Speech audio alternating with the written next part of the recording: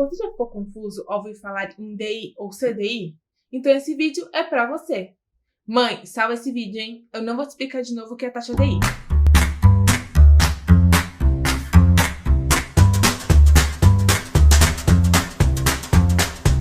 Eu sou a Marina Luz, esse é o canal Mais Dinheiros. Eu já contei para vocês sobre a taxa de juros Selic no vídeo anterior. Se você ainda não assistiu, corre lá para ver. Nele eu contei que a taxa Selic remunera os títulos públicos. E hoje eu vou falar para vocês sobre a taxa DI, que remunera os títulos privados. A taxa DI, que significa Depósito Interbancário, ou CDI, Certificado de Depósito Interbancário, é a taxa pelo qual os bancos se emprestam dinheiro. Sim, os bancos se emprestam dinheiro. Porque o banco trabalha com um sistema de caixa zero. E você deveria trabalhar também. Eu vou fazer um vídeo só sobre isso. Anota aí, Gui. E o que significa caixa zero? Significa que o objetivo do banco no final do dia é ter caixa zero. Sim, zero. Pois, se faltar dinheiro, ele precisa cobrir esse buraco. E se sobrar, ele investe. Acontece que, eventualmente, em um determinado dia, um banco pode ter mais saques que outro, enquanto outro banco pode ter mais depósito. Então, eles equilibram seus caixas no final do dia e se remuneram por essa taxa. A taxa DI é a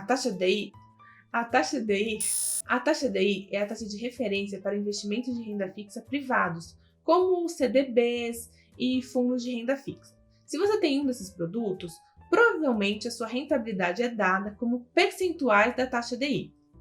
Por exemplo, 90% da DI, 100% da DI. Mas o que isso representa em termos práticos? Quanto afinal está rendendo os seus dinheiros? Para saber isso, você precisa saber em quanto está a DI. E a DI, ela caminha bastante colada com a Selic. Para a pessoa física, elas podem ser consideradas iguais. Portanto, a taxa DI atual é aproximadamente 2%. Por que aproximadamente? No Brasil, nós temos uma concentração bancária muito grande e com poucos bancos no mercado, eles conseguem manipular essa taxa e meio que acordou-se da taxa DI ser sempre um pouquinho mais baixa que a taxa Selic. Afinal, o banco capta a DI e investe na Selic. Esse spread é muito baixo e irrelevante para investimentos de pessoa física, mas faz muita diferença considerando o tamanho do caixa do banco. Ou seja, se você tem um CDB a 100% da DI, ele está te pagando exatamente esses 2% menos impostos. Esse valor é garantido? Não, pois o título é pós-fixado e todo dia ele te paga um equivalente, um proporcional diário a essa taxa. E essa taxa pode subir ou cair dependendo da direção da taxa Selic, que é a taxa mãe, lembram? Então, como calcular essa rentabilidade em 3 passos simples?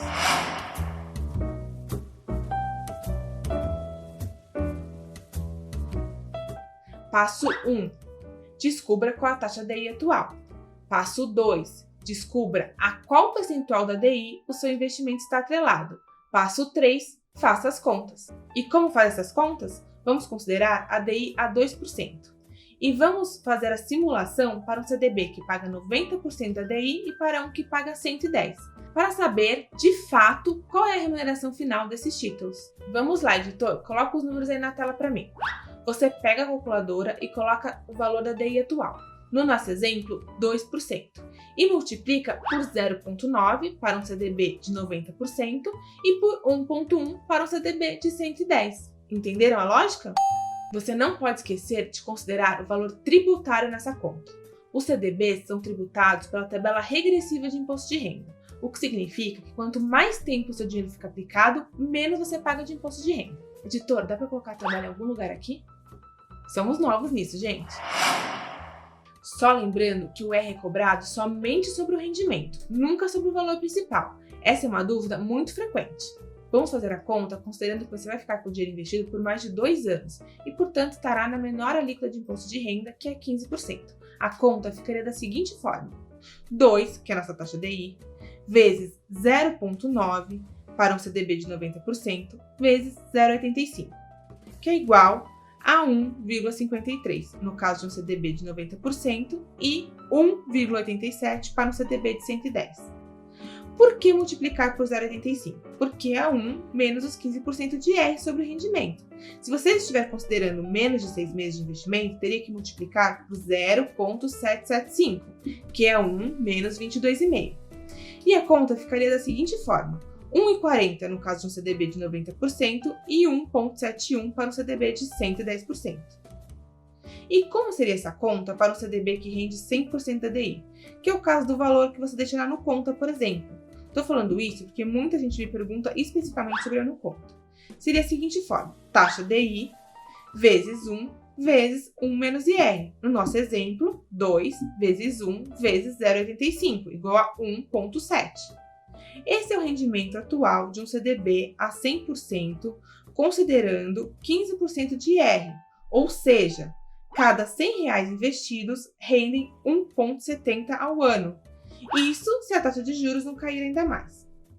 Apesar dos rendimentos serem baixos, é importante ter algum dinheiro aplicado em investimentos de alta liquidez, como uma reserva de emergência. E os CDBs são uma ótima opção para isso no momento, pois, inclusive os CDBs dos grandes bancos já oferecem opções de 100% da DI ou mais. Ou seja, não tem mais desculpa para o dinheiro estar na poupança. E por que alguns CDBs pagam mais que outros? Existe uma regra de ouro nos investimentos, que é a lógica do risco-retorno. Quanto mais risco, mais retorno. Quando você investe no CDB, você está literalmente emprestando dinheiro para o banco.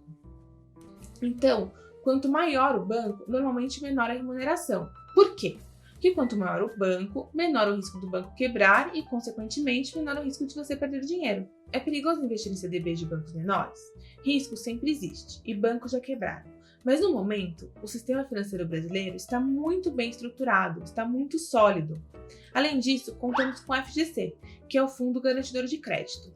O FGC ele cobre até 250 mil por instituição e por CPF dos saldos em conta e de diversos produtos de investimento de emissão bancária. O FGC é um fundo em que todos os bancos contribuem na medida das suas captações. Sendo assim, os bancões são os maiores contribuintes do FGC. Porém, o FGC não serve para proteger bancão. Se um banco grande quebrar, o saldo do FGC não seria suficiente para pagar nem 3% dos clientes. Mas fiquem calmos, porque a probabilidade de um banco grande quebrar é muito pequena. E provavelmente, se isso acontecesse, o governo usaria a impressora para salvar esses bancos, pois um banco grande quebrar implicaria em uma crise econômica interna muito grande. Então, para que serve o FGC? O FGC ele serve justamente para proteger os bancos menores, ou seja, os bancos grandes pagam para proteger os bancos menores, porque não é do interesse de ninguém que nenhum banco quebre. Todos têm interesse em ter um sistema financeiro e bancário muito sólido e saudável, para passar credibilidade e atrair investimentos e investidores, e assim todos saem ganhando. Com as taxas de juros caindo, se tornou mais importante do que nunca você entender sobre investimentos, para buscar por melhores remunerações. Cada taxinha importa. O IR, por exemplo, acaba fazendo muita diferença. E existem produtos que são isentos de IR, e por isso, mesmo atrelados a percentuais menores da DI, acabam sendo mais vantajosos, como é o caso da LCI, LCA, CRIs e CRAS. Esses produtos são isentos de IR, pois incentivam o crédito a dois setores muito importantes da economia, e para o governo mostrar números bonitos nos relatórios. O imobiliário, que historicamente gera muitos empregos, construção civil, e o agrícola, que ajuda a manter o preço dos alimentos sob controle e, por consequência, a inflação. Vamos comparar o rendimento final de um CDB a 100% da DI e de uma LCI a 90% da DI.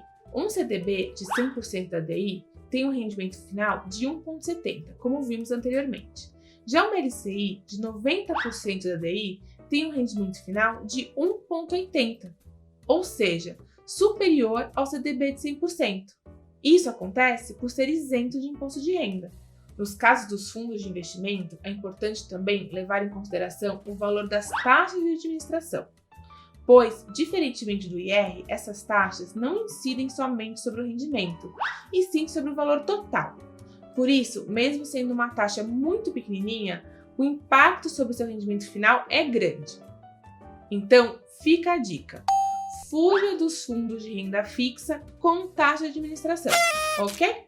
Bom, hoje você aprendeu a calcular a taxa real e final dos seus investimentos. Se você gostou desse vídeo, deixe seu like e compartilhe com mais pessoas. Até o próximo vídeo!